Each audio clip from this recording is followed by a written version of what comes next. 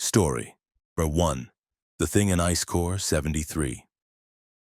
Dr. Margaret Chen had spent 15 years studying paleoclimatology, analyzing ice cores from Greenland to the Alps, but Antarctica represented the pinnacle of her field.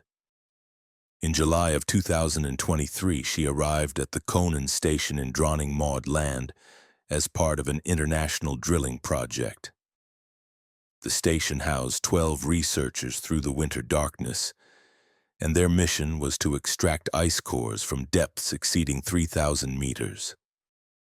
Ice that had been frozen for over 800,000 years, containing atmospheric data from epochs before modern humans existed. Margaret was the lead analyst responsible for initial core examination before samples were shipped to laboratories worldwide. The work was meticulous and isolating, spent in a laboratory module where temperature and humidity were carefully controlled.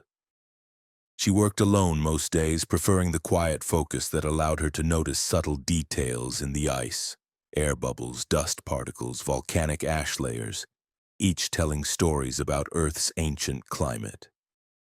The drilling team extracted Core 73 on July 19th, bringing it up from 2,800 meters depth. The core dated to approximately 750,000 years before present, from a period called the Mid-Pleistocene Transition.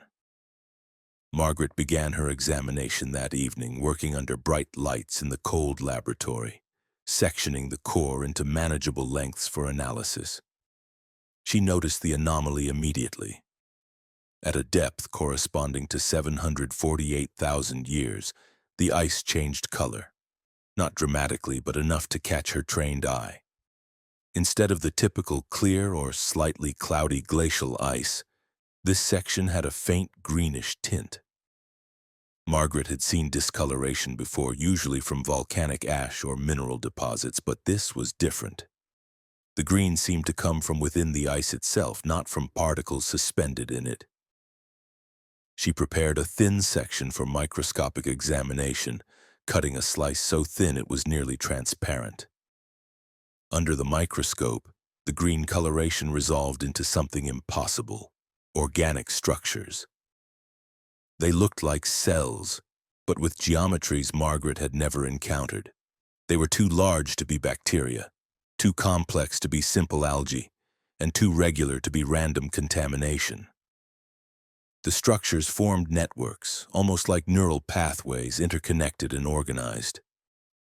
Margaret's first thought was contamination from the drilling process, though the protocols were designed to prevent exactly that. She examined sections from above and below the green layer, all normal. Only this specific 20-centimeter section contained the organic structures. She photographed everything, documented the findings meticulously, and tried to rationalize what she was seeing. Perhaps it was an unknown species of ancient microorganism, preserved in ice for 750,000 years. Such a discovery would revolutionize understanding of life's resilience. But as she worked, Margaret noticed something disturbing. The structures were moving, not quickly and not obviously, but when she compared photographs taken an hour apart, the networks had shifted position, extended slightly, reconnected in new configurations. The ice section was warming under laboratory conditions, perhaps allowing whatever was trapped to resume metabolic activity after an unimaginable dormancy.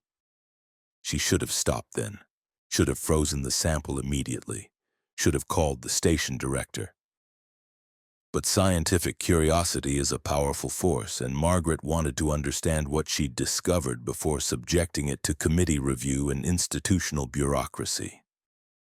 She prepared another thin section, working carefully, and placed it under higher magnification. The structures weren't just cells. They were doing something. Margaret watched as the networks pulsed with faint light, too dim to see with the naked eye but visible through the microscope. The pulsing had rhythm, almost like electrical signals passing through neurons. And as she watched, the networks began growing, extending tendrils through the ice matrix, seeking connections, seeking expansion. Margaret finally felt the first touch of real fear. Whatever this organism was, it had been frozen for longer than modern humans had existed, preserved in conditions that should have destroyed all cellular integrity. Yet here it was, awakening, resuming function after 750,000 years. The implications were staggering and terrifying. If it could survive that long, what else could it do? She moved to freeze the sample, but hesitated, wanting just a few more minutes of observation, a few more photographs. That hesitation changed everything. The thin section on the microscope slide cracked, just a small fracture from thermal stress, but enough. A tiny amount of meltwater, barely a drop, touched Margaret's gloved hand where she'd been adjusting the slide. Nothing happened immediately. Margaret cleaned up, properly stored all samples in the freezer at -80 degrees Celsius, and completed her documentation. She removed her gloves and washed her hands thoroughly, following decontamination protocols. Then she returned to her quarters, exhausted from 10 hours of focused work, and slept. The dream started that night. Margaret found herself walking across ice fields that stretched forever, but the ice was alive, pulsing with green light from within. The light formed patterns that she somehow understood, though they conveyed no words, just pure information flowing directly into her mind. She saw Earth from perspectives impossible for humans, saw continents configured in ways that matched no period she knew, saw ice advancing and retreating across timescales that made human history insignificant.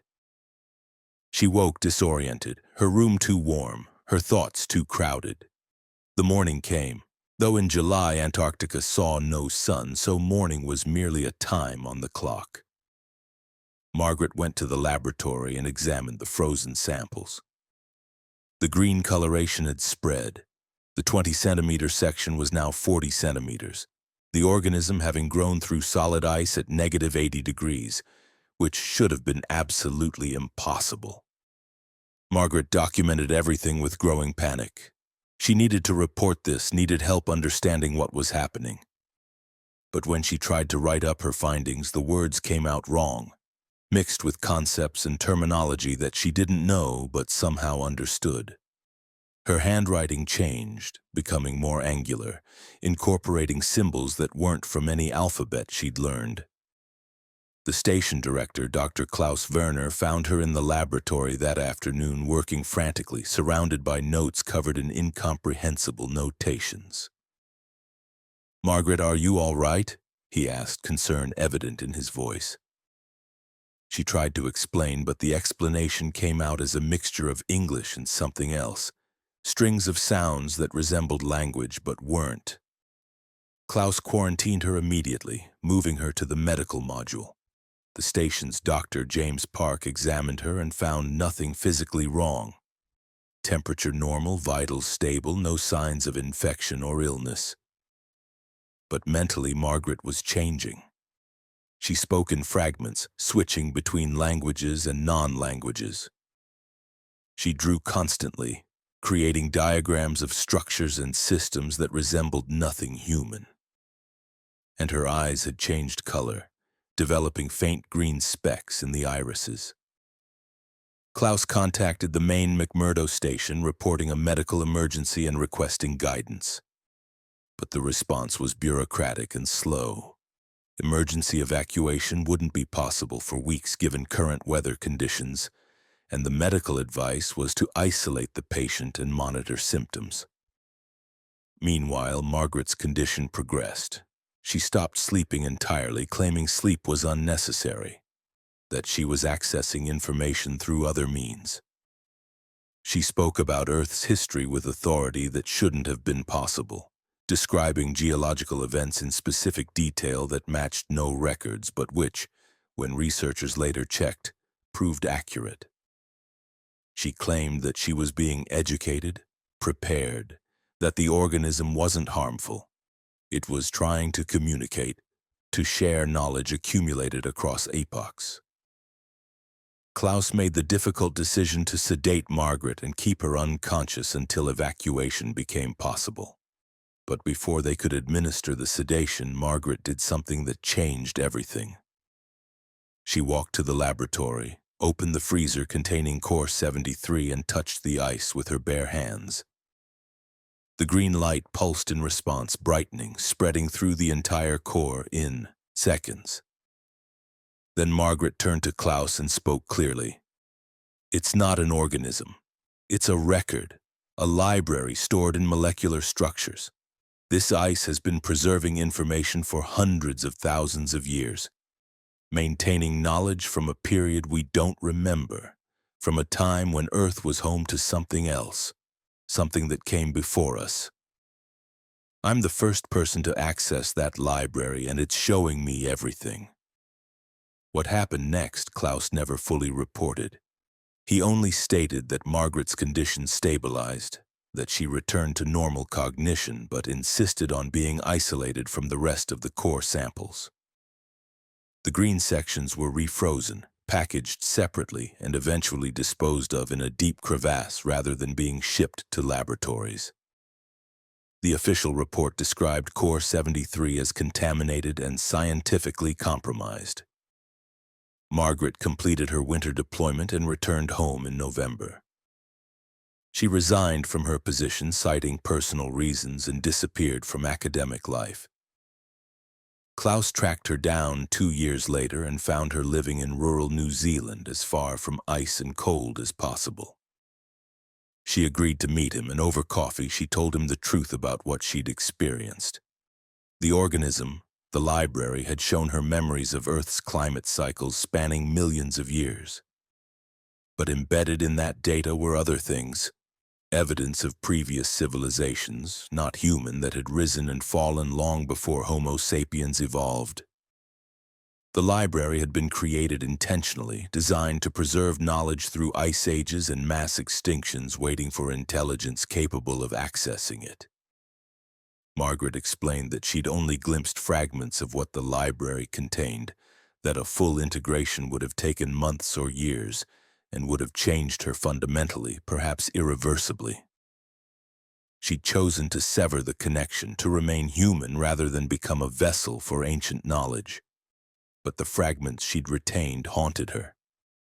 Visions of Antarctica as it had been millions of years ago, green and warm, inhabited by things that built cities and studied the stars before the ice came and buried everything.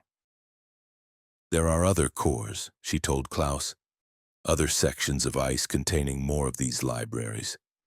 Each drilling project risks accessing them, risks exposing researchers to information that humanity might not be ready to comprehend. I'm telling you this because someone needs to know, needs to be careful, needs to consider whether some knowledge is better left frozen." Klaus never published Margaret's account. He continued his career, but with new caution, implementing additional containment protocols for anomalous core samples.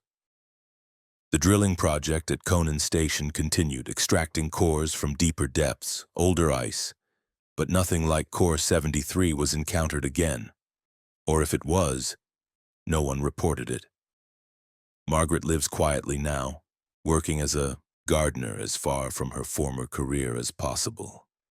But sometimes on cold nights she dreams of ice fields pulsing with green light, and she understands things about Earth's deep history that no one else knows. Knowledge locked in her memory like information trapped in ancient ice. She wonders if she made the right choice, severing the connection, or if she should have allowed the library to complete its transfer, to share what it knew. But then she remembers the vastness of what she'd glimpsed, the alien perspectives and incomprehensible timescales, and she's grateful to still be human, still be herself, even if part of her will always exist in that frozen library, waiting in ice as it has waited for hundreds of thousands of years. Patient and eternal. Story number 2, The Sound from Lake Vostok. Dr. Alexei Volkov was a hydroacoustic specialist, trained in underwater sound detection and analysis by the Russian Navy before transitioning to civilian scientific research. In June of 2024, he was assigned to Vostok Station, Russia's remote Antarctic research base located at the coldest recorded point on Earth's surface. The station sat above Lake Vostok, a subglacial body of water the size of Lake Ontario, sealed beneath 4 kilometers of ice for 20 million years. Alexei's mission was to deploy new acoustic monitoring equipment through existing boreholes, listening for seismic activity, ice movement, and potentially signs of life in the lake's isolated ecosystem. The station housed only 18 researchers through the winter, making it one of Earth's most isolated human settlements. Communication with the outside world was limited to brief satellite windows, and emergency evacuation was impossible during winter months when temperatures regularly dropped below -80 degrees Celsius. The equipment installation went smoothly, and by late June, Alexei had 3 hydrophones operational at different depths within the water column. He spent his days in a small monitoring station, listening to the sounds of the subglacial lake, recording everything, analyzing patterns. Mostly, he heard what he expected: the creak and groan of ice settling, the occasional crack of thermal contraction, the ambient noise of an alien ecosystem sealed away from Earth's surface for epochs. Then, on July 7th, he detected something different. It came through hydrophone 2, positioned at approximately 200 meters depth. The sound was rhythmic, pulsing at regular intervals once every 12 seconds. It wasn't biological in the conventional sense. No marine mammal Alexei knew of produced sounds with such mechanical regularity. It wasn't geological either. Ice and rock didn't pulse with precision timing. Alexei recorded the sound and analyzed its characteristics. The frequency was low, around 40 hertz, below human hearing range but detectable by his equipment. Each pulse lasted exactly 3.2 seconds, followed by silence, then another pulse. The pattern never varied. Alexei checked his equipment for malfunction and found none. The sound was real, originating from somewhere in Lake Vostok, and it had begun suddenly with no gradual onset.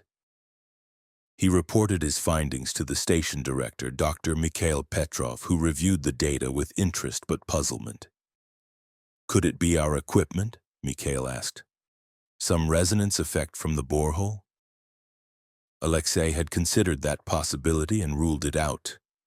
The sound was too distant, too isolated from the borehole structure. Something in the lake was generating it. Over the next week, the sound continued without pause.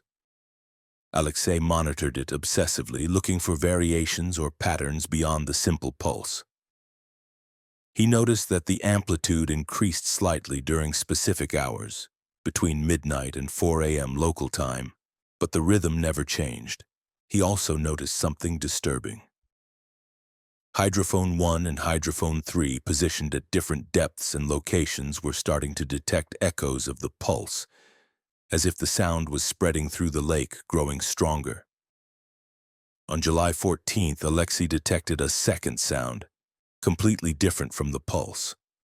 This one was complex, modulated, almost like a voice, but stretched across frequencies humans couldn't naturally produce. It lasted 47 seconds, then stopped. Alexei played it back repeatedly, trying to make sense of it, running it through every analysis tool he possessed. The spectrogram showed patterns that resembled speech, phonemes, syntax, rhythm, but in no language that existed in any database. He was playing the recording for the 3rd time when he realized he was understanding parts of it. Not translating, not deciphering, but simply comprehending, as if the sounds were bypassing his linguistic processing and communicating directly. The message, if it was a message, conveyed concepts rather than words: awareness, isolation, patience, and most disturbingly, hunger.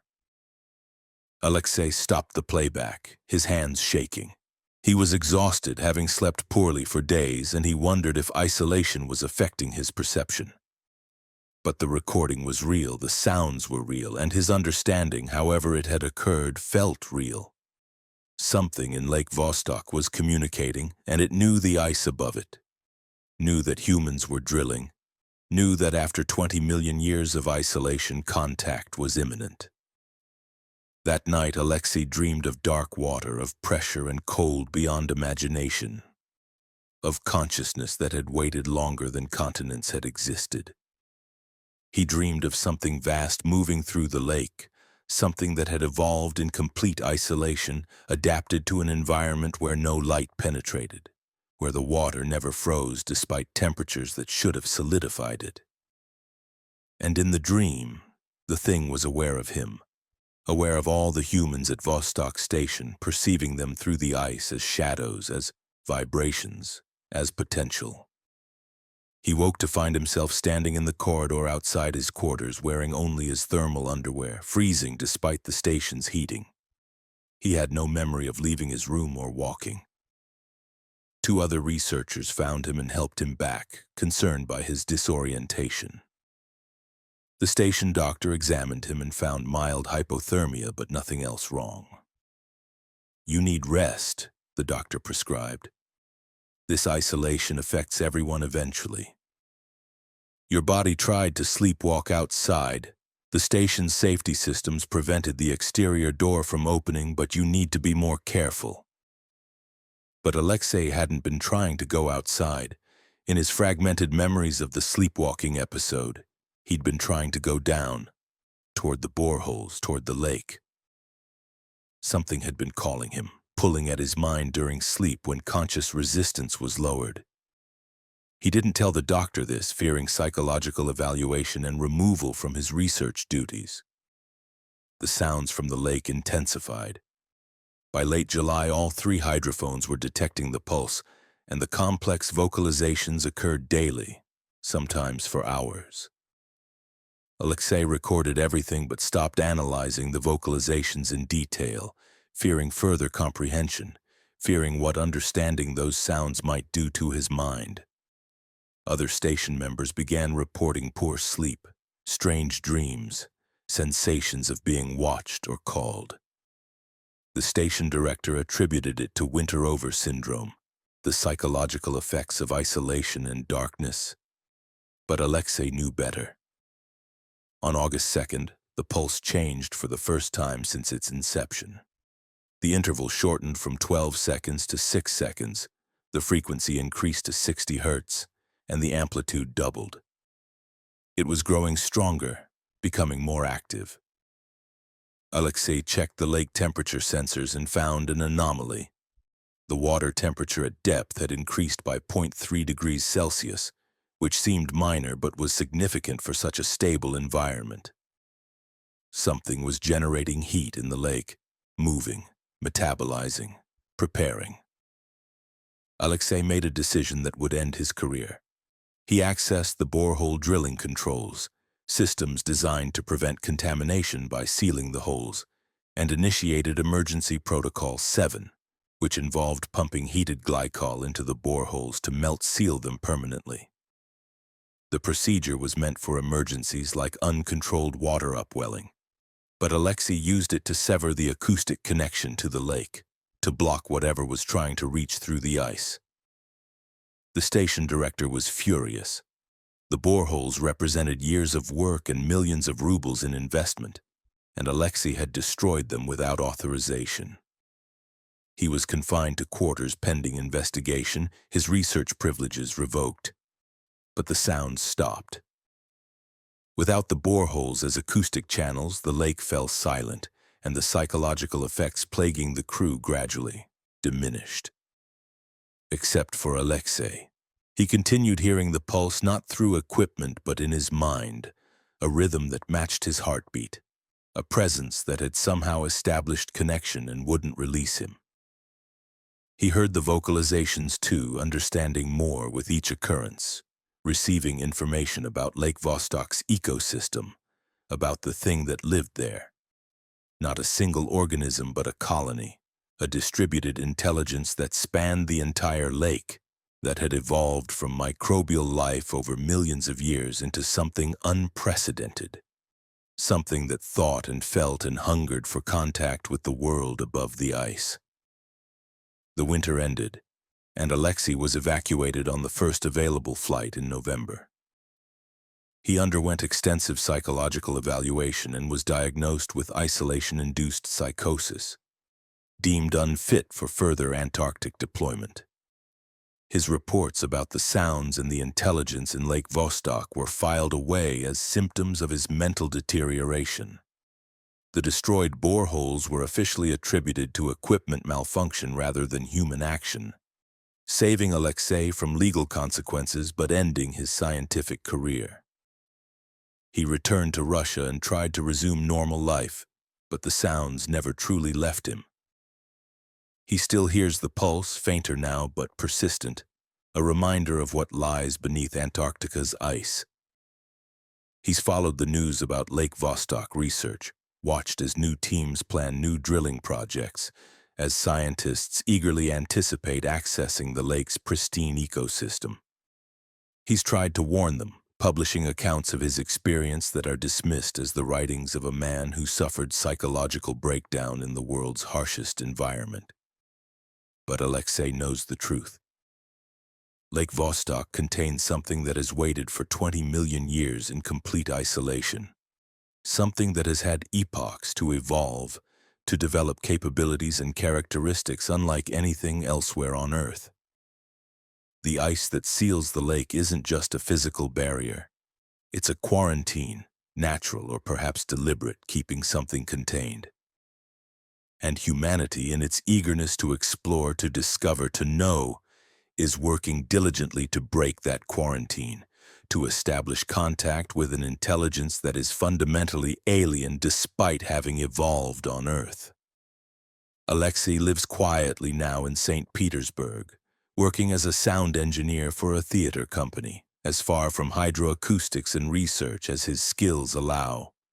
But he still dreams of dark water, still feels the pulse in his chest during quiet moments, still understands fragments of the vocalizations that taught him things about patience and hunger and the vast timescales across which some forms of consciousness operate. And he wonders what will happen when the lake is finally breached, when the ice is drilled through, when contact is established not with simple microbes but with something that has been waiting, preparing, calling out through kilometers of ice, seeking to finally emerge from its ancient prison into a world it has never known, but desperately desires to experience. Story number 3. The Whiteout That Never Ended.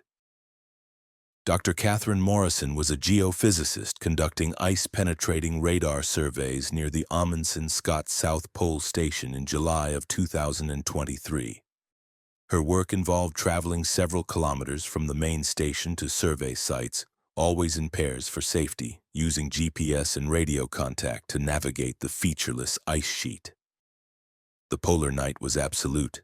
The sun had set in March and wouldn't rise until September, making every excursion a journey through darkness illuminated only by headlamps and equipment lights.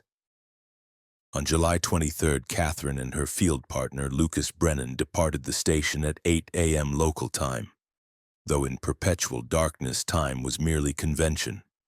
They were traveling to a survey site 15 kilometers from the station, pulling equipment on sleds behind snowmobiles. The weather forecast was acceptable. -62 degrees Celsius, light winds, clear conditions. They expected to complete the survey and return within 8 hours. The survey work went normally for the first 2 hours. They established the equipment grid, began taking measurements, and collected preliminary data.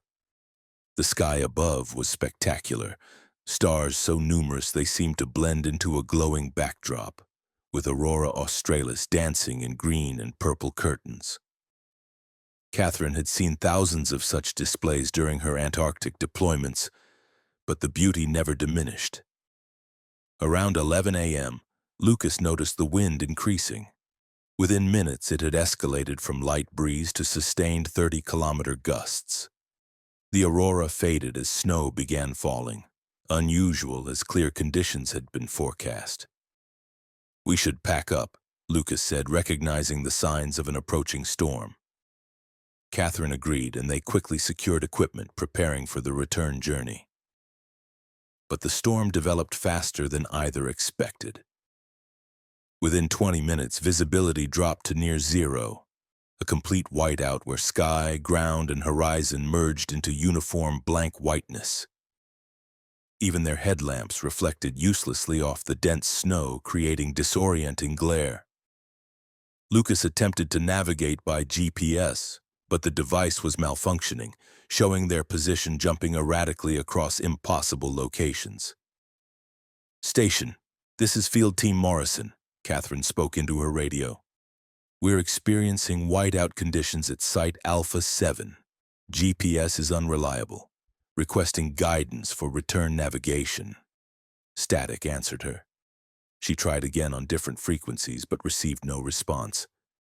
Either the storm was blocking transmission or something was wrong with their equipment.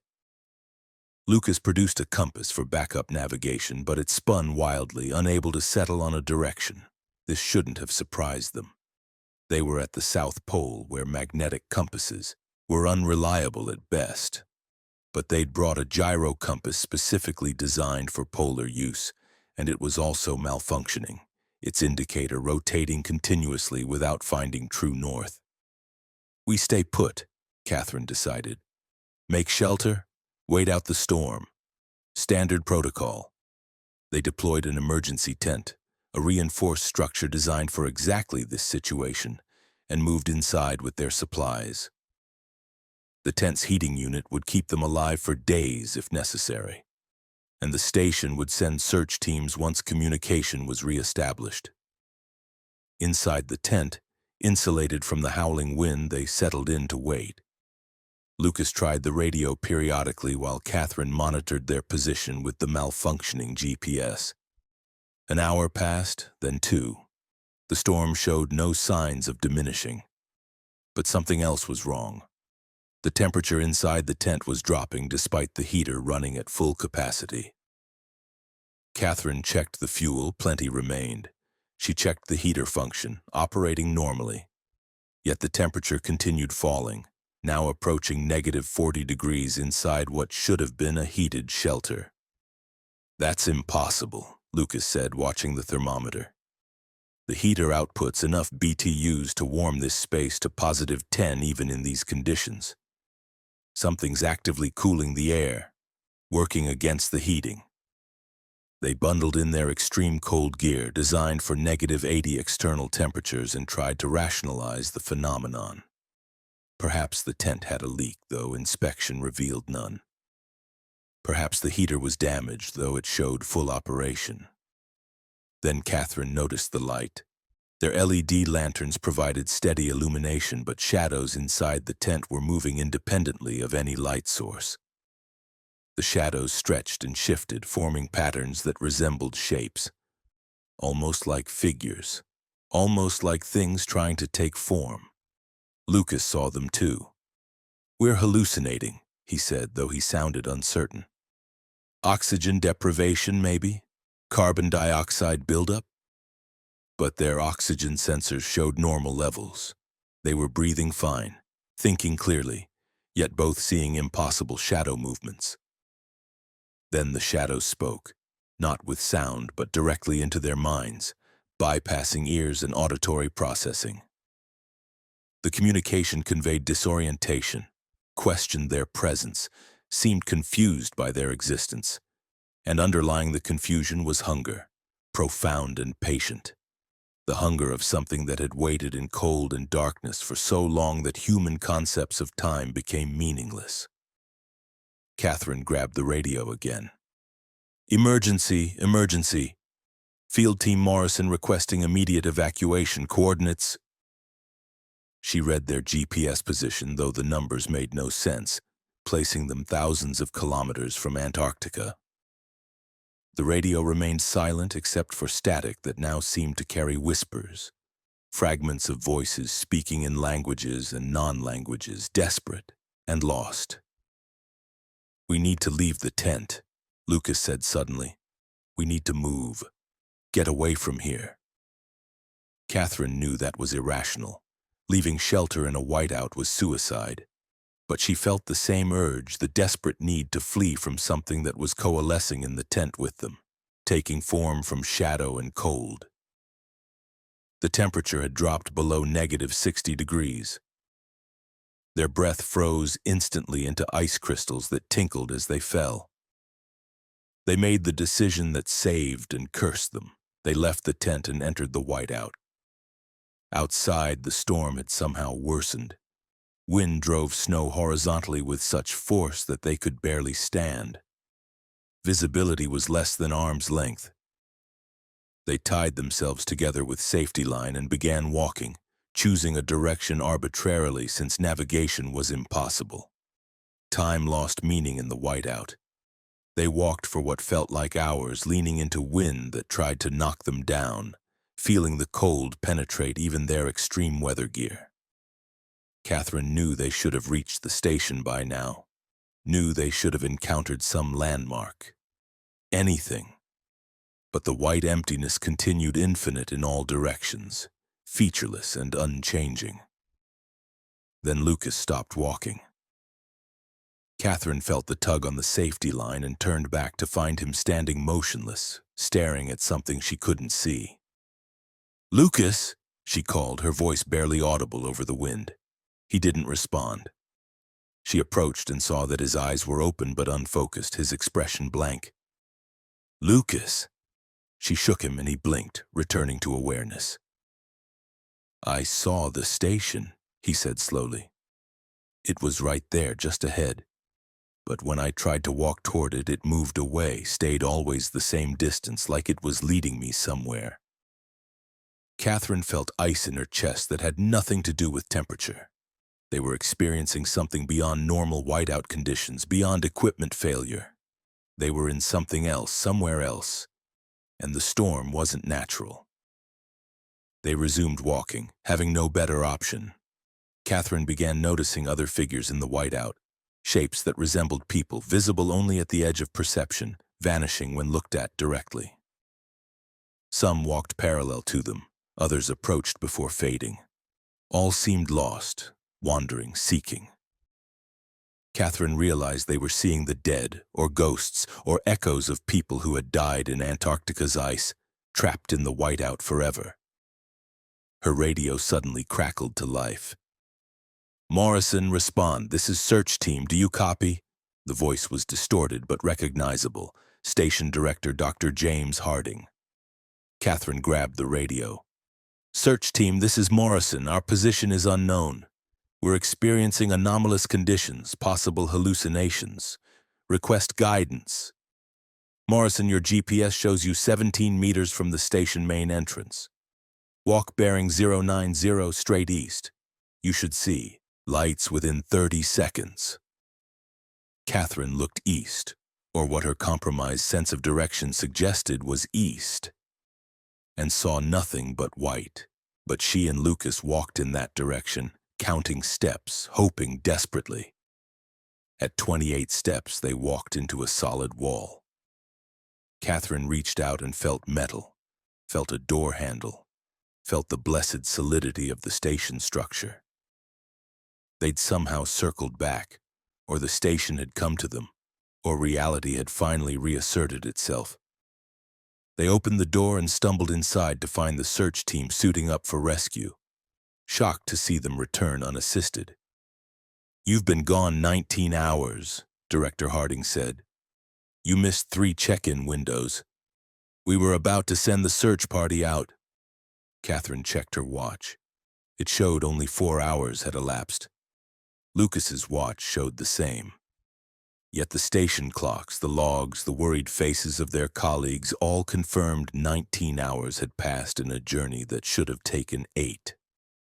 The medical team examined them and found severe frostbite on their extremities despite their proper gear, exposure damage that suggested many more hours in the cold than their watches indicated.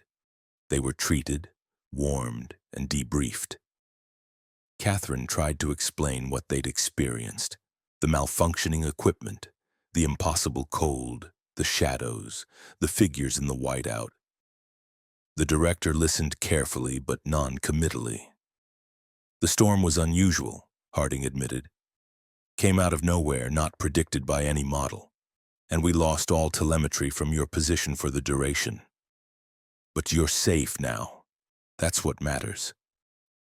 He paused, then added quietly, "This isn't the first time. We've had other incidents at this location, field teams experiencing time distortions, seeing things that shouldn't exist. It's not widely reported because we lack explanations. But it's real, and it seems to be getting more frequent." Catherine and Lucas were grounded from fieldwork for the remainder of the season. Lucas developed severe psychological trauma and requested early evacuation, departing Antarctica in August and never returning. Catherine remained, completing her research from the station, refusing to let one incident end her career. But she never went more than 100 meters from the station again, never trusted the weather forecasts, and never looked too long at the darkness during the 6-month night. Years later, reviewing her data from that day, Catherine found something that shouldn't exist. Her GPS logs, though corrupted during the incident, contained fragments of position data that placed her and Lucas not on Earth's surface but somehow beneath it, showing depths of hundreds of meters below the ice sheet. The timestamps were impossible, showing dates from past and future, showing coordinates that corresponded to no mapping system. She's tried to research similar incidents and found scattered reports going back decades, field teams experiencing time loss, explorers seeing impossible things during whiteouts, expeditions that returned missing members who claimed only hours had passed. Antarctica's interior, particularly near the South Pole, seems to have weak points, places where reality thins, where the extreme cold and magnetic anomalies create conditions that allow something else to intrude. Catherine still works in Antarctic research, but from temperate laboratories, analyzing data that others collect, never returning to the ice. She keeps the GPS logs encrypted and backed up, evidence of something that science can't yet explain but which is undeniably real. And she wonders about the figures she saw in the whiteout, whether they were truly the dead or something else, entities that exist in the spaces between normal reality, visible only during conditions of absolute disorientation when human perception breaks down and other possibilities emerge. She wonders if Lucas saw the same things or something different in his final moments before they reached the station. He won't speak to her, won't discuss what happened, has tried to erase that day from his memory through therapy and medication. But Catherine remembers everything. The cold that shouldn't have been possible, the shadows that spoke without sound, the sensation of walking not through a storm, but through some adjacent dimension where Antarctica's surface and something beneath it overlap, where the living and the lost wander together in eternal whiteout, seeking the way home but never quite finding it. Forever 19 hours in a space where time means nothing, and reality is negotiable. Story number 4. The Thing They Found at Recovery Camp. Dr. Yuki Tanaka was a glaciologist studying ice sheet dynamics at Recovery Glacier Camp, a temporary field station established each austral summer on the eastern edge of Antarctica. In December of 2023, as summer's 24-hour daylight replaced winter's darkness, Yuki was part of a 4-person team conducting seismic surveys to map subglacial topography. The team included herself, 2 field assistants named Marcus Reed and Sofia Alvarez, and their camp manager Heinrich Schmidt. Recovery camp was sparse, 3 sleeping tents, 1 equipment tent, and a cooking shelter arranged on stable ice approximately 800 kilometers from the nearest permanent station. They had snowmobiles for local travel, a radio with scheduled check-ins twice daily, and supplies for 3 weeks. The work was physically demanding but scientifically rewarding, And Yuki enjoyed the isolation, the pristine environment, the sense of being truly remote from civilization. On December 9th, they were conducting surveys 2 kilometers from camp when Marcus's seismic receiver detected an unusual void beneath the ice. The return signal suggested a cavity approximately 40 meters across at a depth of 80 meters. Too regular to be a natural formation like a moulin or crevasse. Could be an ice cave, Sophia suggested. Maybe we should check it out? Yuki was curious but cautious. Exploring subsurface features wasn't part of their mission, and it posed risks. But the cavity's regularity intrigued her, and they had climbing equipment suitable for ice descent. Heinrich, as camp manager, ultimately approved a brief exploratory descent, provided they followed all safety protocols. They located what appeared to be a collapsed area where the cavity's ceiling had partially breached the surface, creating a skylight entrance approximately 3 meters across. Marcus anchored ropes and descended first, his headlamp beam disappearing into darkness. His voice came over the radio. "It's definitely artificial. The walls are too smooth, too regular. Bring down more lights. This is something you need to see." Yuki descended next, rappelling through 40 meters of ice shaft before emerging into the cavity Marcus had described. Her headlamp revealed what he'd found, a chamber carved into the ice with precision that seemed impossible. The walls weren't just smooth, they were machined, showing tool marks that suggested deliberate excavation. And the chamber wasn't empty. In the center sat what appeared to be a shelter, a dome-shaped structure built from materials Yuki didn't immediately recognize.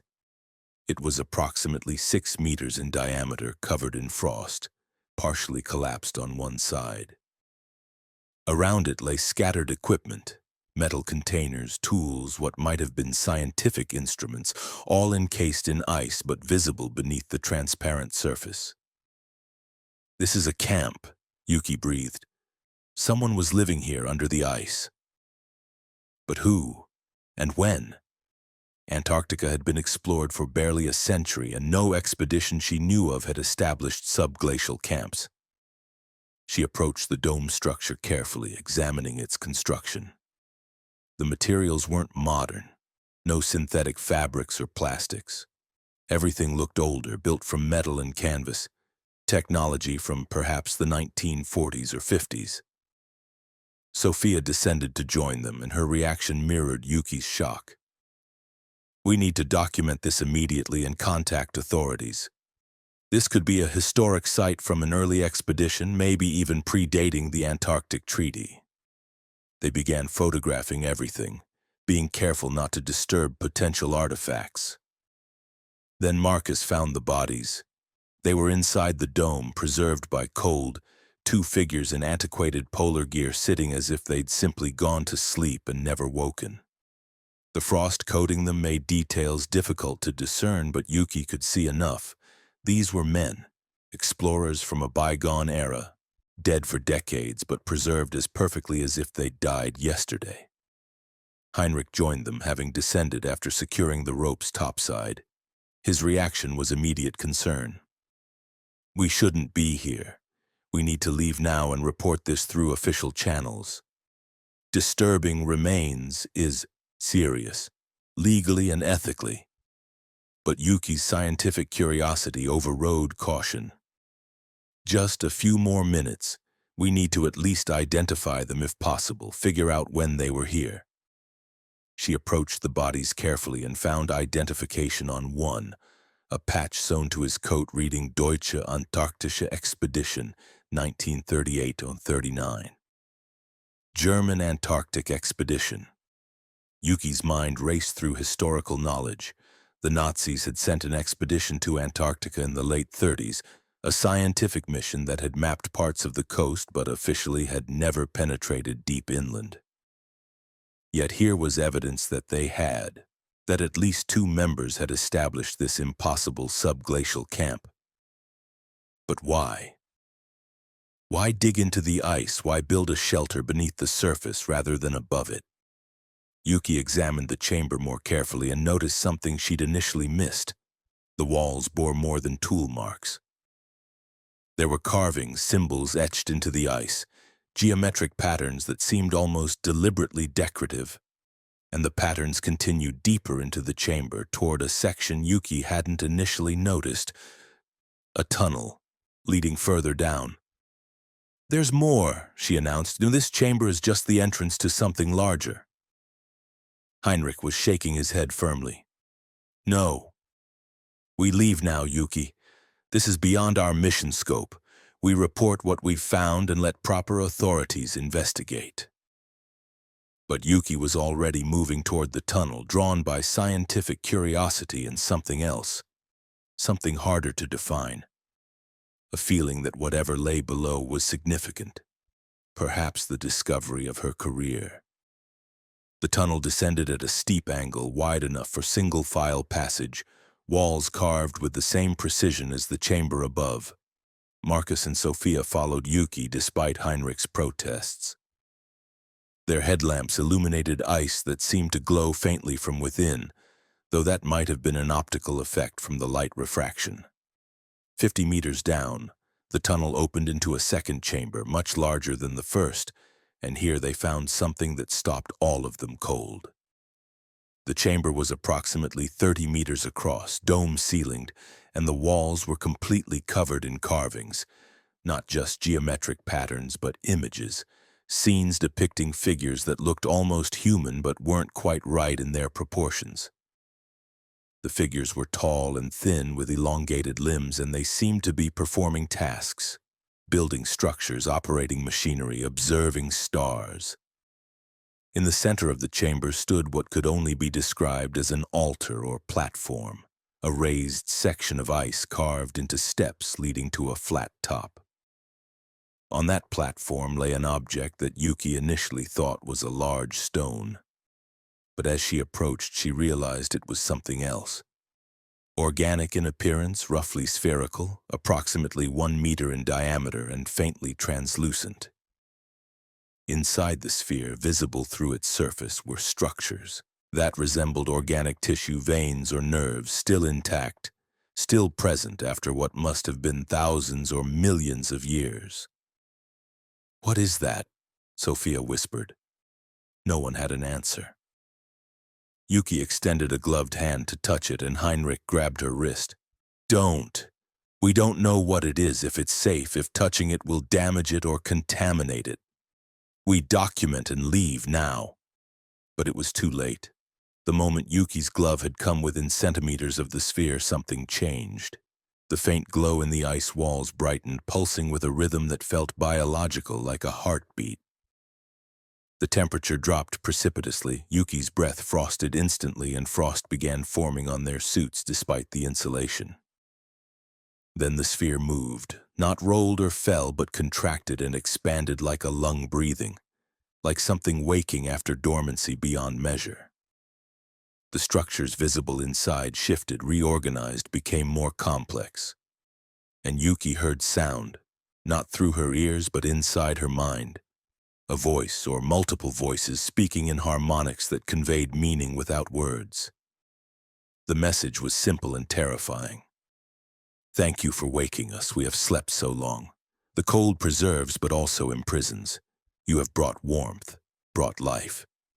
We can resume now. We can emerge." Yuki staggered backward, breaking the connection. The sphere stopped moving, the glow faded, but she knew the damage was done. Whatever the sphere was, organism, artifact, something beyond categorization, it had been dormant and human presence had activated it.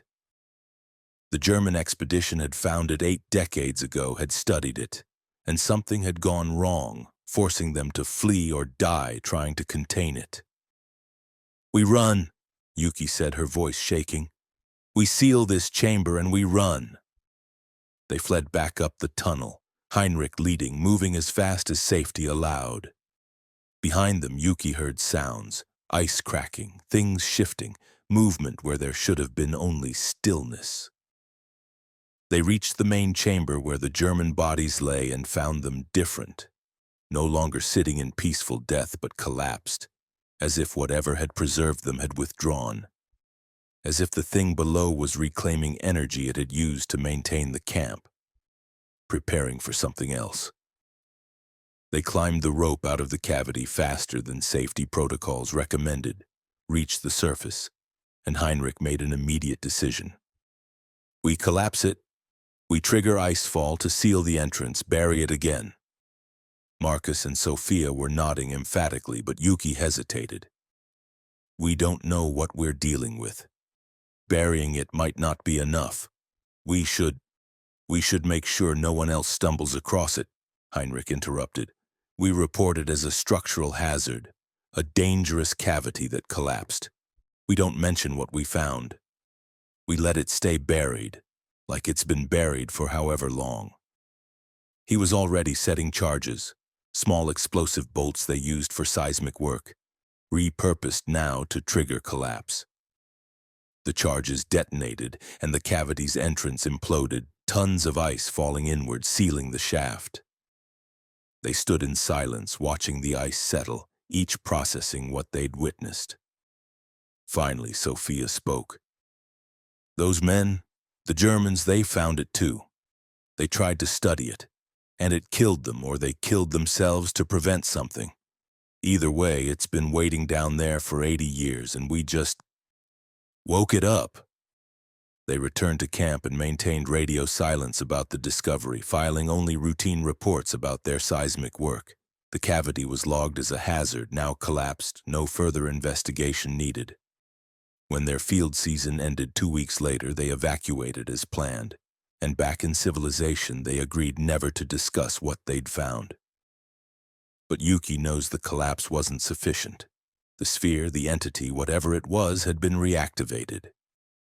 She monitors seismic data from the Recovery Glacier region and has detected anomalies, vibrations that suggest movement beneath the ice, temperature fluctuations that indicate something generating heat where only cold should exist. She's tried to warn authorities obliquely, suggesting further research is needed, but without revealing the truth, she can't convey the urgency. The others have moved on. Marcus left Antarctic research entirely. Sophia works in Arctic regions now, refusing Antarctic assignments. Heinrich died in an avalanche in Switzerland, an accident that felt too convenient to be coincidental. And Yuki continues monitoring, continues watching, continues wondering what they've unleashed, or what will emerge when the ice above that chamber finally melts. When whatever was preserved there for epochs beyond human comprehension finally frees itself and encounters a world it doesn't know. A world that isn't prepared for what Antarctica's ice has kept locked away in darkness and cold, waiting with the patience of something that measures time in millennia. Something that sees human lifespans as flickering instants, something that is now awake and preparing to emerge. Story number 5, The Missing Week at Concordia. Dr. Rashid Kumar was a physician specializing in extreme environment medicine, assigned to Concordia Research Station for the 2024 winter overseason. Concordia was unique among Antarctic stations. Located at Dome C over 3,000 meters above sea level, it was one of Earth's most isolated and environmentally harsh research facilities. The station housed approximately 15 crew during winter, and evacuation was impossible from February through November due to cold and darkness. Rashid's role was to monitor crew health, both physical and psychological, as the station served as an analog for long-duration space missions. The isolation, confinement, and extreme environment produced psychological effects similar to what astronauts might experience during Mars missions. He conducted regular health checks, psychological evaluations, and research studies with crew consent. The winter proceeded normally through March, April, and May. The crew adjusted to the lack of sunlight, the cold that regularly dropped below -75 degrees Celsius, and the isolation.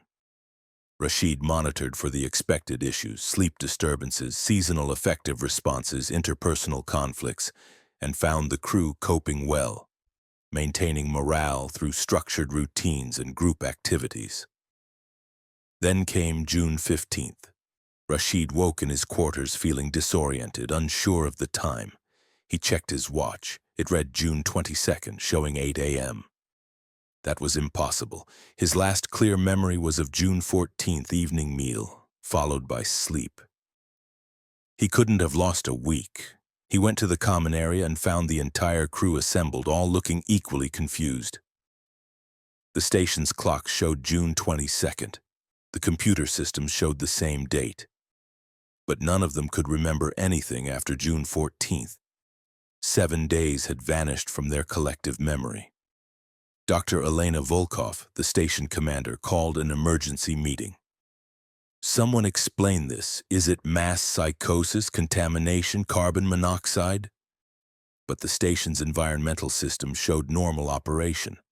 Oxygen levels were perfect, no toxic gases were detected, nothing indicated a problem that could cause mass amnesia. Rashid began medical examinations immediately. He found something disturbing.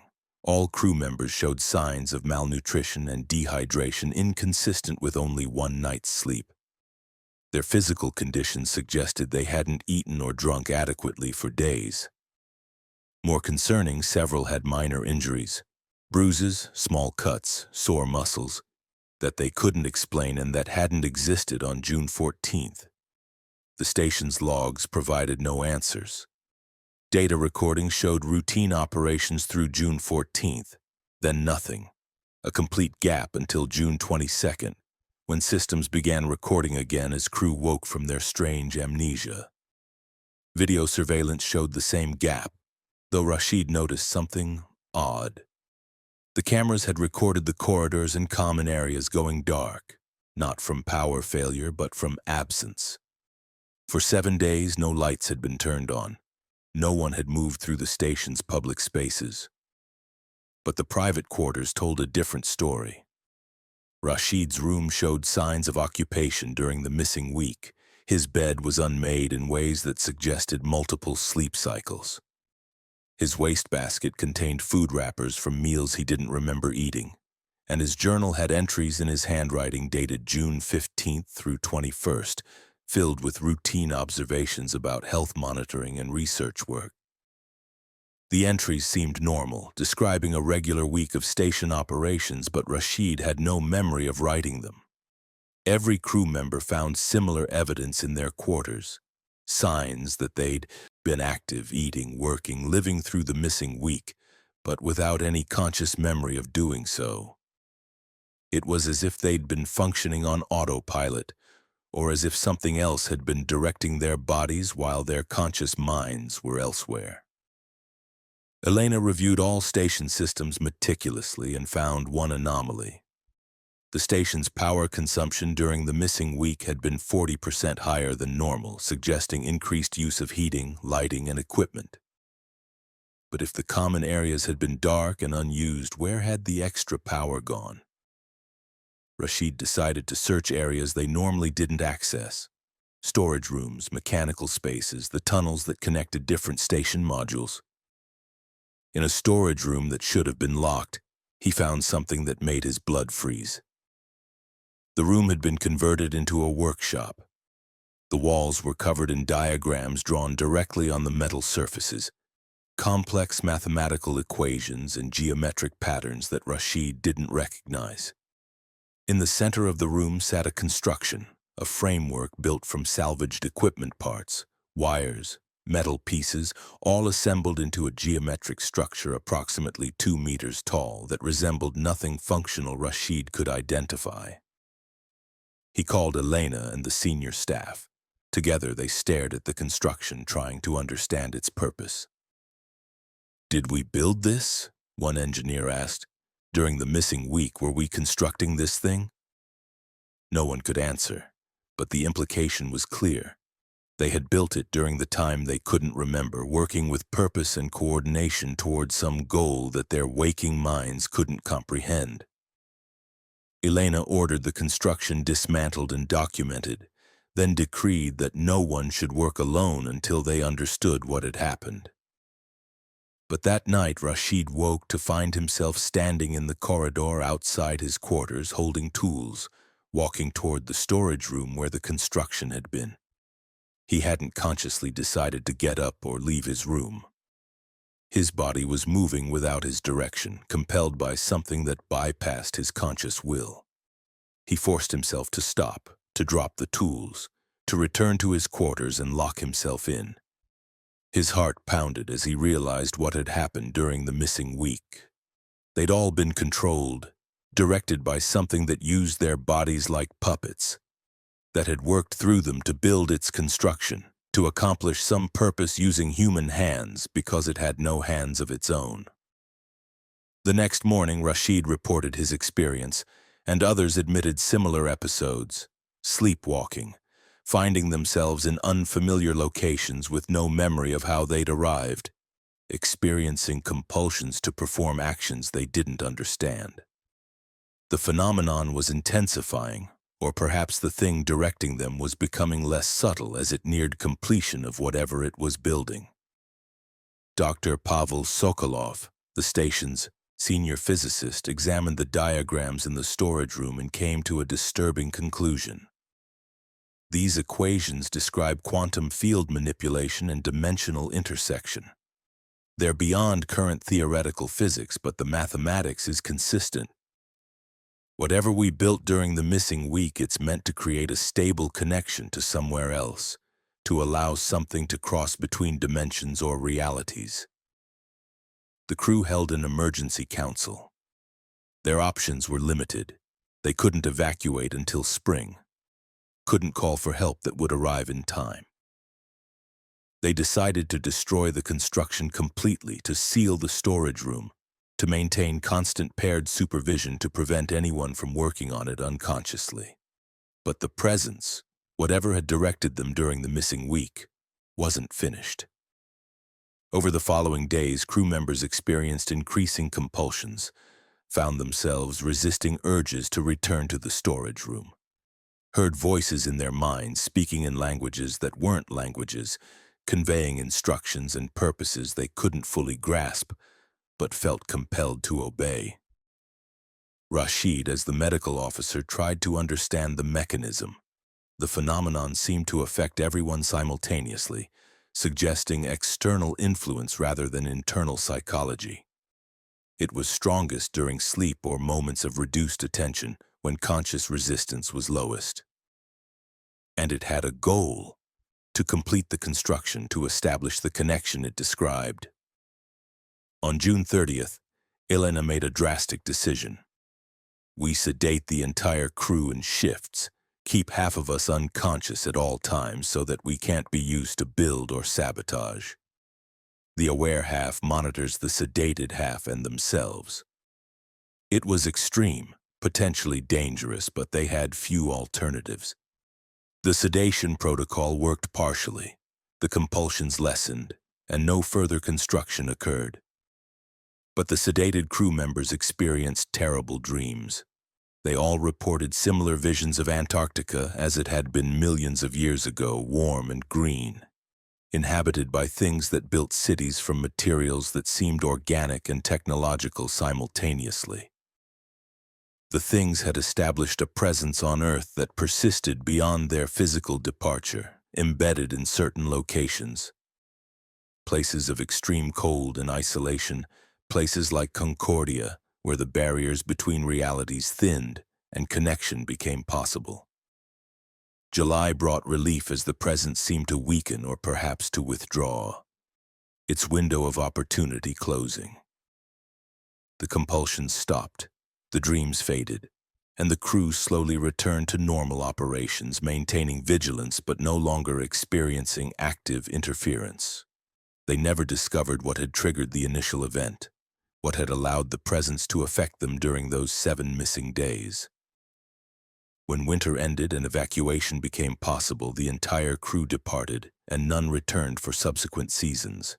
Concordia Station was temporarily closed for system upgrades and safety reviews, though the real reason remained classified.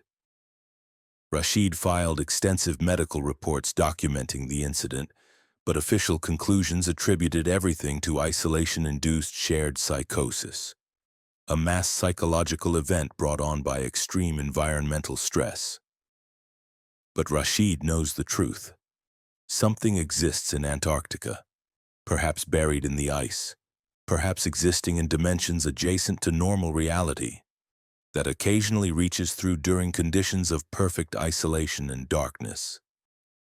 It uses humans when available, directing their bodies to build the connections it needs, working toward purposes humanity can barely comprehend. The missing week at Concordia was one instance, but Rashid's research has found hints of others. Unexplained gaps in station logs, reports of amnesia and strange behavior from various Antarctic facilities over the decades.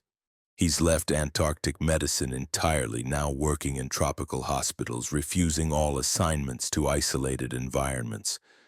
But he still dreams sometimes of the diagrams on the storage room walls, still wakes with the sensation that his body is moving without him, still feels the echo of that presence in his mind, patient and eternal, waiting for the next opportunity, the next moment when humans are isolated enough, vulnerable enough to be used as tools for purposes beyond their understanding, building connections to things that wait in the spaces between realities, eager to finally cross over and experience the physical world they've observed for so long from outside, from the cold darkness where Antarctica's extreme conditions make the barriers thin and passage finally possible. Story number 6. The signal from abandoned plateau station. Lieutenant Commander Sarah Peterson was a communications specialist with the U.S. Navy, assigned to McMurdo Station during the 2023 winter season to maintain and upgrade communication systems. McMurdo was Antarctica's largest station, housing over 100 personnel year-round, and served as a communications hub for other American and Allied facilities across the continent. Sarah's expertise in satellite systems, high-frequency radio, and signal processing made her indispensable to winter operations. In August of 2023, during the deep winter darkness, Sarah was monitoring routine communications when she detected an unusual signal on an abandoned frequency. The transmission was faint, intermittent, coming from a bearing that placed it inland, somewhere on the Antarctic plateau. She initially dismissed it as interference or equipment artifact, but the signal persisted, and over several hours of monitoring, she detected structure. It wasn't random noise, but appeared to contain information. She brought the signal to the attention of the station director, Commander Robert Hayes, who reviewed the data with interest. "Can you determine the source? Location more precisely?" he asked. Sarah triangulated using McMurdo's antenna array and found something impossible. The signal appeared to originate from the vicinity of Plateau Station, an abandoned research facility that had been closed since 1969. Plateau Station had been one of the most isolated outposts ever established in Antarctica, located at over 3,500 meters elevation on the polar plateau. Used briefly for upper atmosphere research before being abandoned due to extreme conditions and high operational costs. The structures had been partially dismantled and the site was officially uninhabited with no power source, no equipment capable of transmitting. "Could someone be there?" Sarah suggested. "An unauthorized expedition or someone in distress?" Commander Hayes was skeptical. Reaching Plateau Station would require significant logistics, and no expeditions to that region had been authorized. But the signal was real, and if someone was in distress, they had a duty to investigate. Sarah worked to decode the signal, applying various demodulation techniques. The data structure suggested digital encoding, possibly an older format from the 60s or 70s.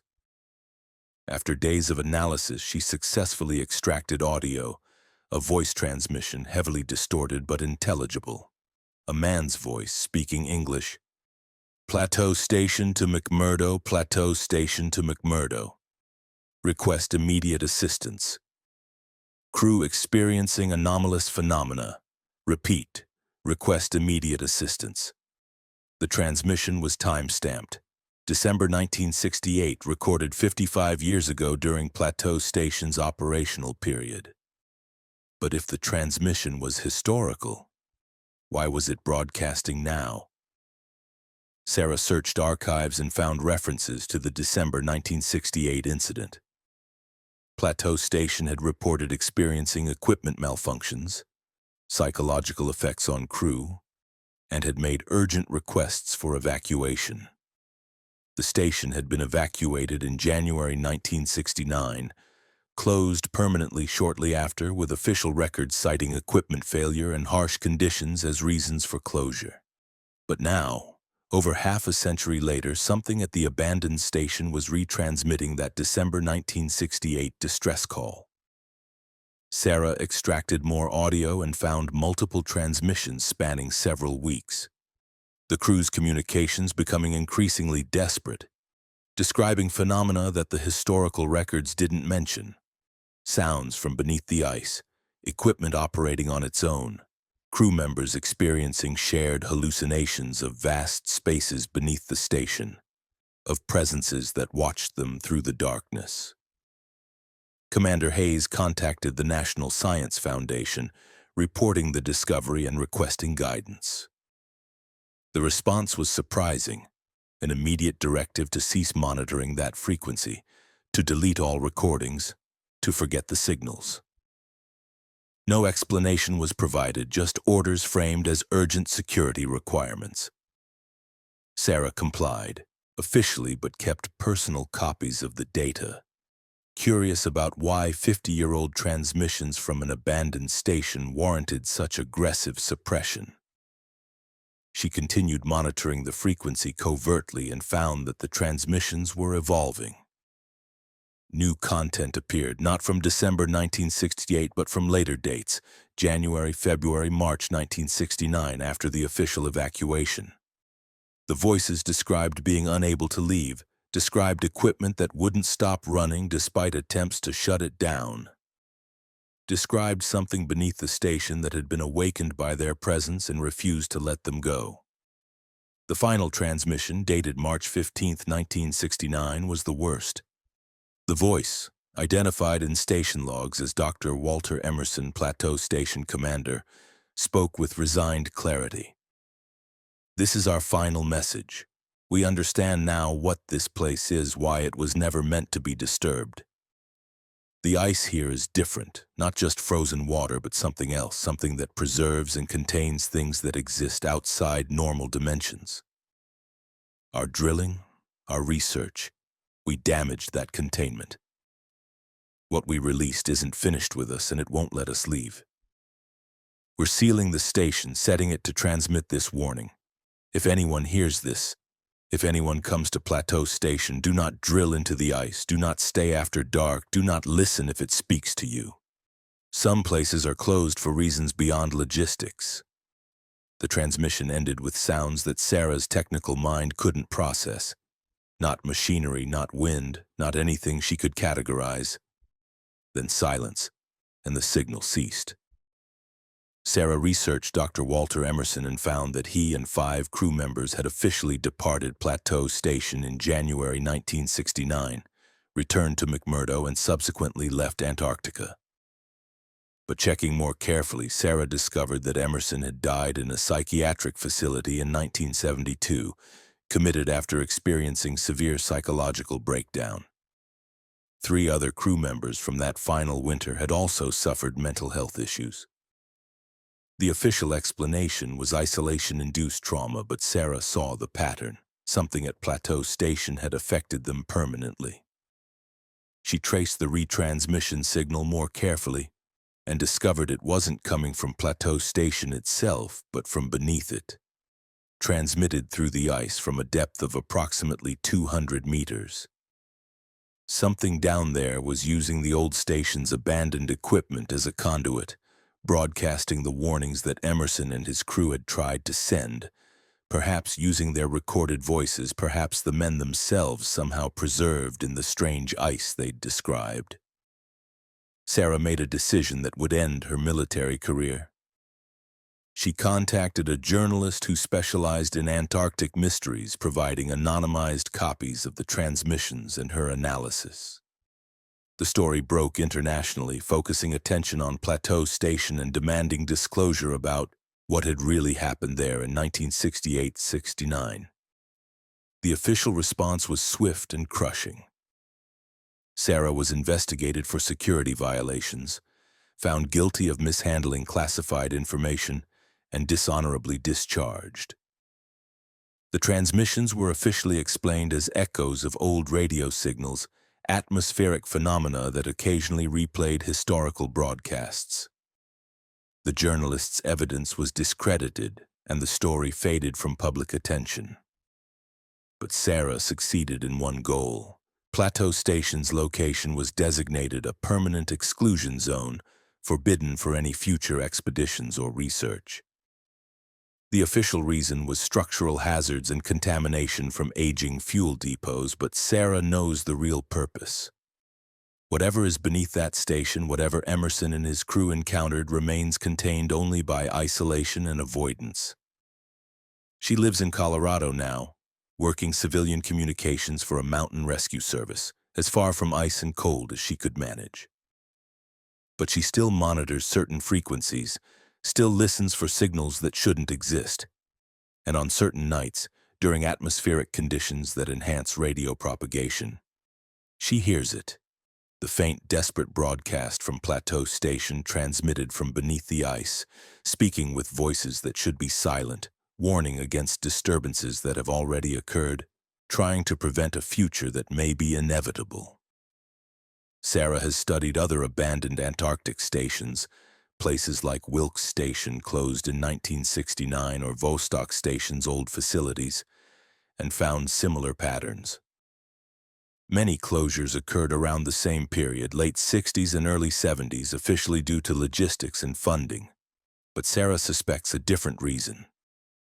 Multiple stations, multiple incidents, all involving drilling into the deep ice, all encountering something that forced rapid evacuation and permanent abandonment. She's tried to warn current Antarctic programs, sending anonymous messages to researchers planning deep ice core projects.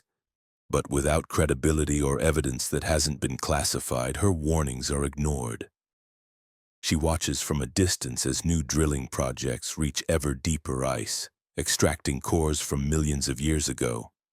And she wonders when the next incident will occur, when the next station will encounter what lies preserved beneath Antarctica, when the next crew will experience what Emerson's team experienced and send their own desperate warnings that future generations will ignore. The transmissions from Plateau Station continue. Sarah monitors them when she can, documenting changes and patterns. Recently, she's detected new voices added to the broadcasts, speaking languages that aren't human, describing realities that don't match Earth's history. She believes the station, or what's beneath it, is accumulating consciousnesses, preserving the awareness of those who die in its vicinity, adding them to its warning broadcast, creating an ever-growing chorus of the lost and trapped, speaking from a place where ice doesn't just freeze but contains, where cold doesn't just preserve but imprisons, where Antarctica's depths hold not just ancient water and air but the remnants of consciousness itself, eternal and desperate, broadcasting their existence and their warnings to anyone with the equipment and the courage to listen. Story number 11. The Journal from the Crevasse.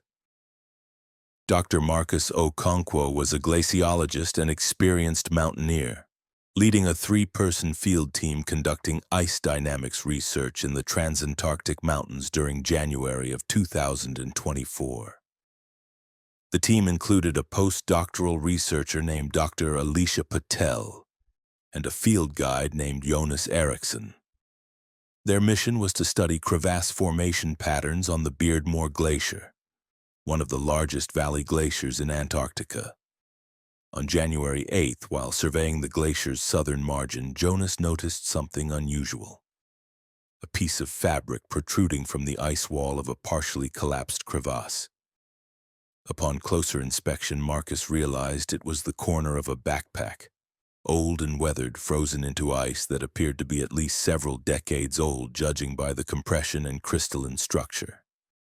They carefully excavated the backpack using ice axes and hot water, a process that took several hours. When freed, the pack was surprisingly intact, the canvas material preserved by the cold. Inside, they found items that suggested it belonged to an expedition from the early 20th century. Leather-bound notebooks, primitive climbing equipment, vacuum flasks, and most intriguingly, a journal. The journal was handwritten in English, dated 1912. The entries were from a member of Robert Falcon Scott's ill-fated Terra Nova expedition to reach the South Pole. Marcus knew the history well. Scott and 4 companions had reached the pole in January 1912, only to discover that Norwegian explorer Roald Amundsen had beaten them by over a month. Scott's entire party had died during the return journey, their bodies found in a tent on the Ross Ice Shelf in November 1912. But this journal appeared to belong to a 6th man, someone not listed in the official expedition records. The name on the journal's first page read, Dr. Thomas Blackwood, medical officer and naturalist. Marcus searched his memory of Antarctic history. Scott's medical officer had been Dr. Edward Atkinson, not anyone named Blackwood. This suggested either a historical error or something more troubling, a team member who had been erased from official records. They photographed every page of the journal for preservation, as the original was fragile despite its remarkable condition. That evening in their tent, Marcus read the entries carefully.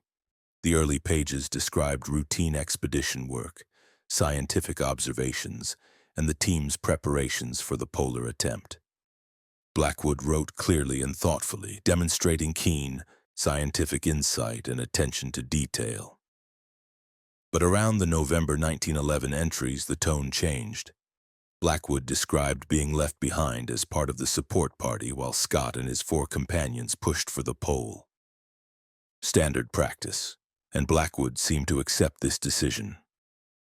However, rather than returning to base camp as ordered, Blackwood wrote that he felt compelled to explore a geological feature he'd observed. A valley in the Transantarctic Mountains where ice seemed to glow faintly at night, visible from miles away. December 3, 1911. I have disobeyed orders and pursued my own investigation. I could not resist the phenomenon I observed. Tonight I camp at the entrance to what the men have named the Luminous Valley. The ice here has a quality I cannot explain. It seems almost alive, pulsing with faint light that emerges from within. I must determine the source. The next entries described Blackwood entering the valley alone, documenting the strange ice in detail. He wrote of finding structures beneath the transparent ice, buildings or formations that resembled architecture, angular and regular, clearly artificial but designed according to principles unlike any human construction. The structures extended downward, visible through hundreds of meters of ice, suggesting they'd been built before the glacier formed, or had somehow been integrated into the ice itself. December 7th, 1911, I have made contact. I hesitate to use that phrase, for contact implies communication with someone else, and I am entirely alone in this valley.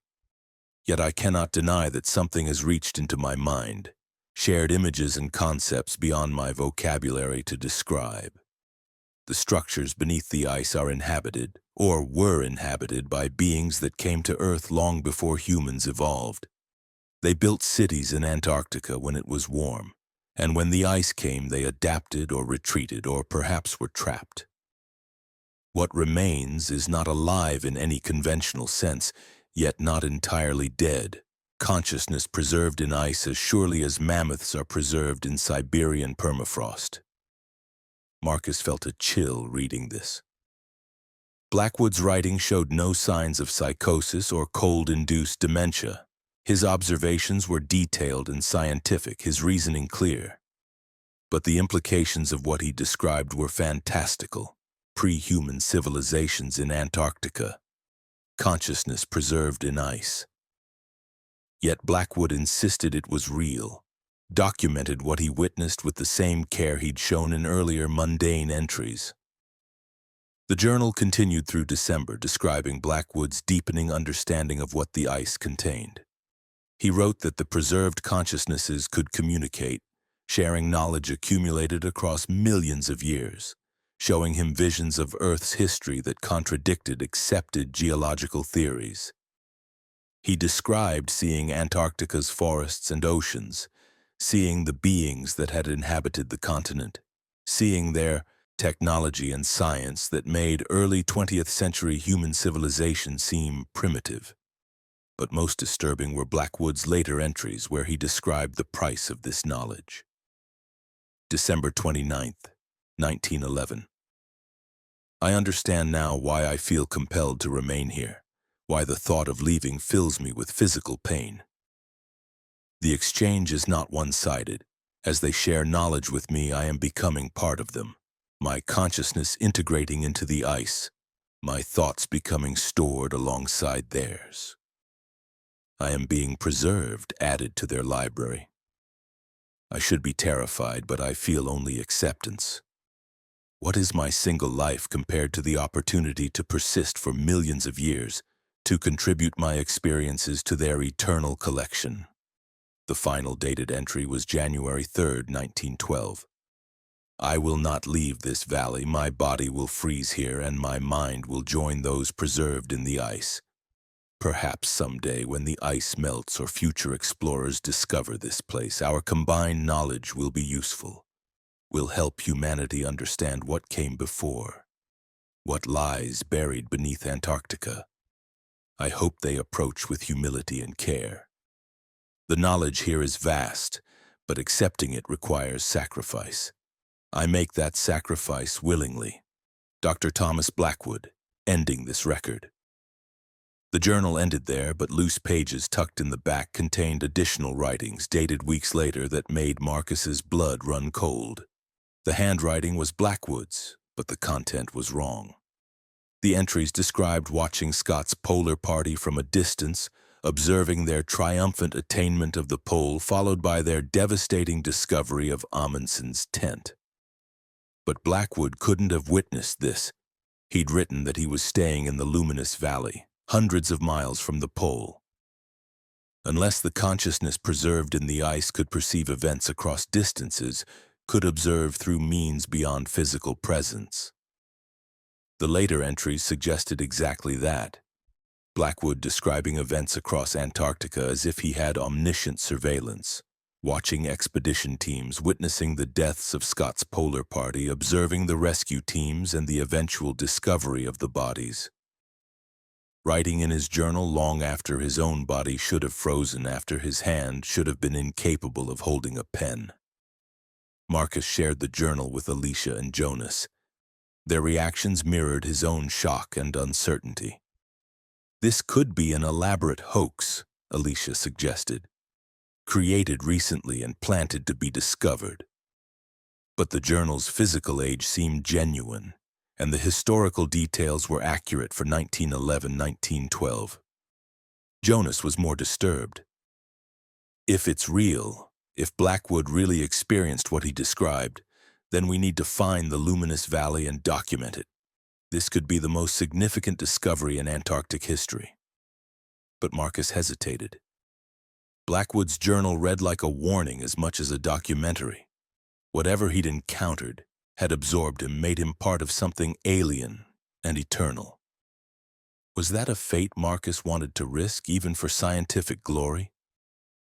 They debated through the night, and in the morning they decided to report the journal's discovery but not to actively search for the valley Blackwood described. They completed their field season and returned to McMurdo Station, where Marcus submitted the journal to the Antarctic Heritage Trust.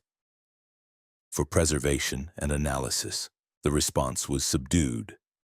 The trust confirmed the journal's apparent age and authenticity but expressed skepticism about the content, suggesting Blackwood had suffered psychological breakdown from isolation and cold. The official report classified the journal as a historical curiosity. The account of a man who'd separated from his expedition and died alone, his mind deteriorating as hypothermia set in. But Marcus noticed something troubling. A search for Dr. Thomas Blackwood in historical records produced no results. No documentation of him being part of Scott's expedition. No records of his birth, education, or death. It was as if he'd never existed, or as if history had been altered to remove him. Marcus found this impossible to accept. The journal was real, Blackwood's observations of the Terra Nova expedition were accurate, yet he appeared in no official documentation. Marcus became obsessed with finding the truth. He researched Scott's expedition meticulously, looking for gaps or inconsistencies. He found one. Photographs of the expedition team showed varying numbers of men, and in several photos there was a figure whose face was always turned away or obscured, impossible to identify. Could that have been Blackwood present but somehow excluded from official records? More disturbing, Marcus found recent satellite imagery of the Transantarctic Mountains and identified a valley matching Blackwood's descriptions.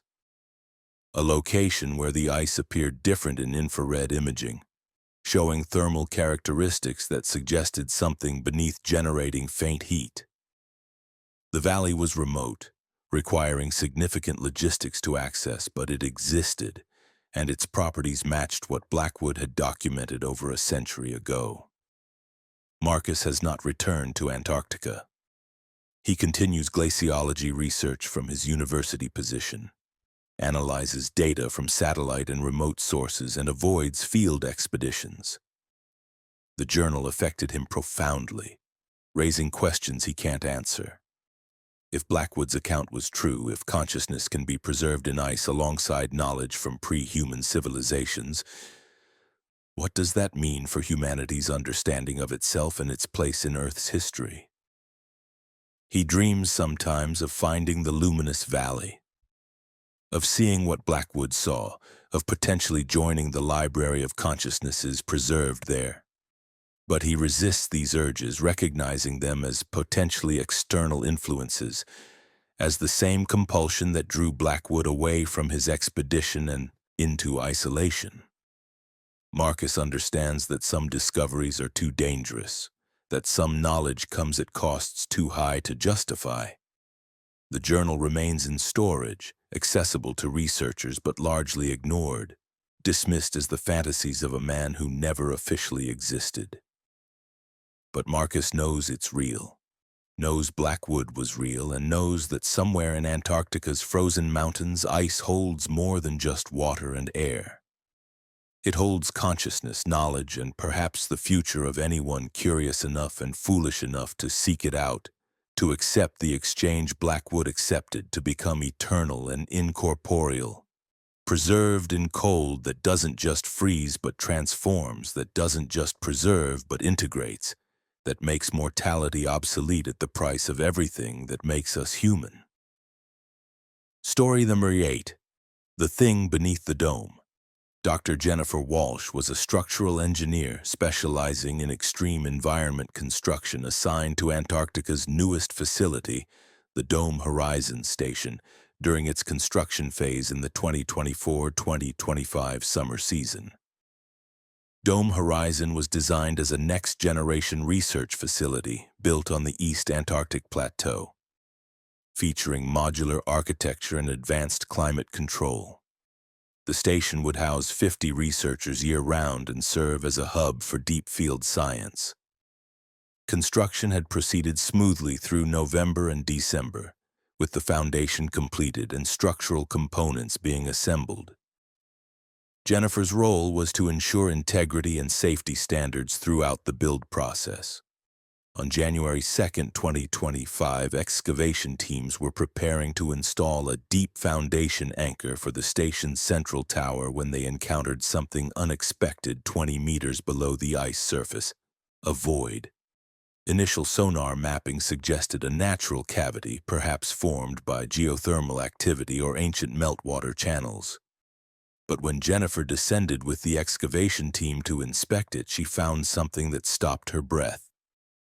The void was a chamber, approximately 15 meters in diameter, with smooth walls that were too regular to be natural. And in the center of the chamber sat an object that defied immediate categorization. It was roughly hemispherical, about 3 meters across, made from a dark material that seemed to absorb light rather than reflect it. The surface was completely smooth, featureless, and cold, colder than the surrounding ice, cold enough that Jennifer's breath froze instantly and fell as snow when she exhaled near it. The object gave no indication of purpose or origin, but its artificial nature was undeniable. "What is this?" asked Dr. Robert Chen, the site's chief scientist who had descended with Jennifer. No one had answers. The chamber and object predated the ice around them. The compression and crystal structure indicated the ice was at least 100,000 years old, possibly much older. This object had been here, sealed in ice, since before modern. Humans had left Africa, possibly before Homo sapiens had evolved. The construction was suspended while experts were consulted. The object was photographed, scanned with every available instrument, and analyzed remotely. Ground-penetrating radar showed it was solid through its entire volume, with no internal structures. Thermal imaging confirmed its impossible temperature. It was negative 120 degrees Celsius, far below the ambient ice temperature, suggesting it was actively cooling itself or somehow draining thermal energy from its surroundings. Dating methods proved useless. The object contained no organic materials, no radioactive isotopes, nothing that could establish its age. Its composition defied analysis. The material wasn't metal, wasn't stone, wasn't ceramic or plastic or any substance in existing databases. It simply existed, impossibly old, impossibly cold, impossibly present in a place that should have contained only ice. Dr. Michael Torres, a physicist brought in from McMurdo Station, spent days studying the object and concluded, "It's not from Earth." The materials, the temperature properties, the mathematical precision of its shape, these don't match any natural process or human technology. This is an artifact from somewhere else, perhaps left here millions of years ago, buried by ice, waiting. Waiting for what? Jennifer asked, though she feared the answer. Possibly waiting to be found, Michael replied quietly. Possibly waiting for the ice to melt enough that it's exposed. Or possibly waiting for nothing, just existing, an abandoned object whose creators are long gone. We can't know without more study. But study required interaction, and interaction posed risks no one could quantify. After extensive debate, the Antarctic Treaty Nations issued a joint directive. The object was to be documented but not disturbed. The construction of Dome Horizon Station would continue, but with modified plans that avoided the chamber, sealing it permanently behind reinforced barriers and establishing it as a prohibited zone. Jennifer agreed with this decision intellectually, but felt drawn to the object in ways she couldn't explain. During site inspections, she found excuses to approach the prohibited zone, to stand as close as barriers allowed, to stare at the dark hemisphere and wonder about its origins and purpose. She wasn't alone. Other workers reported similar fascinations, dreams about the object, compulsions to touch it despite regulations. On January 19th, one of the construction workers, a man named Klaus Hoffman, bypassed the barriers and entered the chamber during a night shift, when supervision was minimal. He touched the object with his bare hand, and according to his later testimony, the moment of contact changed everything. Klaus described feeling absolute cold flow through him, not just physical temperature, but existential cold. The absence of all heat and energy in life, he described, seeing visions, vast spaces between stars, Journeys across unimaginable distances, purposes and origins of species and civilizations that had risen and fallen before Earth's sun had finished forming. And he described understanding finally what the object was. Not a machine or structure, but a marker, a claim, a statement that this world had been visited and designated long before humanity existed. Klaus collapsed and was found by security teams, his body temperature dangerously low despite environmental suits. He was evacuated to McMurdo's medical facility but never fully recovered. He remained in a state doctors described as waking hypothermia, his core temperature several degrees below normal despite all warming efforts. His mind filled with knowledge and concepts he couldn't articulate, speaking in fragments about epochs and purposes beyond human comprehension. The incident triggered immediate shutdown of all work in the chamber's vicinity. The object was sealed behind concrete and ice barriers, and the station's construction plan was modified to place the entire facility 50 meters away from the original site. No one else was permitted near the object, and Klaus's experience became classified, officially described as an accident involving equipment failure and cold exposure. But Jennifer had reviewed the security footage of Klaus's contact with the object, had seen the moment when his hand touched the surface and frost spread across his body instantly, had seen his expression shift from curiosity to terror to something else. Understanding, perhaps, or resignation.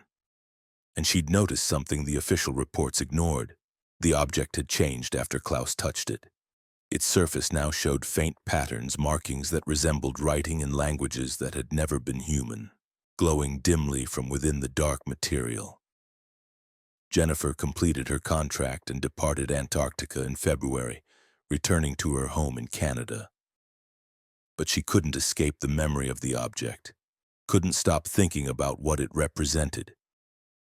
She researched similar discoveries, looking for patterns, and found scattered accounts, objects found in deep ice cores, artifacts recovered from remote Antarctic locations, all sharing common characteristics: extreme cold, unknown materials, apparent antiquity measured in hundreds of thousands or millions of years. The official stance was always the same: natural formations misidentified, contamination from drilling equipment, no credible evidence of artificial objects. But Jennifer knew what she'd seen, and she believed the reports from other scientists who'd encountered similar phenomena. Antarctica contained more than just ice and rock. It contained evidence of visitation or presence or occupation by something non-human, something that had been on Earth before humans, that had left markers or tools or monuments that the ice had preserved. She's tried to return to Antarctica to study the object further, but her requests for research access have been denied without explanation. Dome Horizon Station is now operational, conducting research in multiple disciplines, but the chamber beneath it remains sealed, the object within undisturbed and unstudied, its secrets preserved by institutional decision and fear of what deeper investigation might reveal. Klaus Hoffman remains in medical care, his condition stable but unchanged. He's tried to communicate what he learned from touching the object, has drawn complex diagrams and written equations that physicists find mathematically consistent but conceptually alien, describing realities and physical laws that don't match known science. His accounts suggest that the object wasn't left as a warning or threat but as a statement, proof that Earth had been visited, studied, perhaps even modified by intelligence from elsewhere, that humanity's existence and evolution occurred under observation or influence that preceded and transcended human awareness. Jennifer thinks about Klaus often, wonders if he's better or worse for having touched the object, for having received whatever knowledge it contained. She wonders if she should have touched it herself, should have accepted whatever transformation or understanding it offered. But mostly she wonders about the implications. If objects like the one beneath Dome Horizon exist in Antarctica, how many more are there? What else lies buried in ice that's slowly melting, exposing artifacts and evidence of things humanity isn't ready to confront?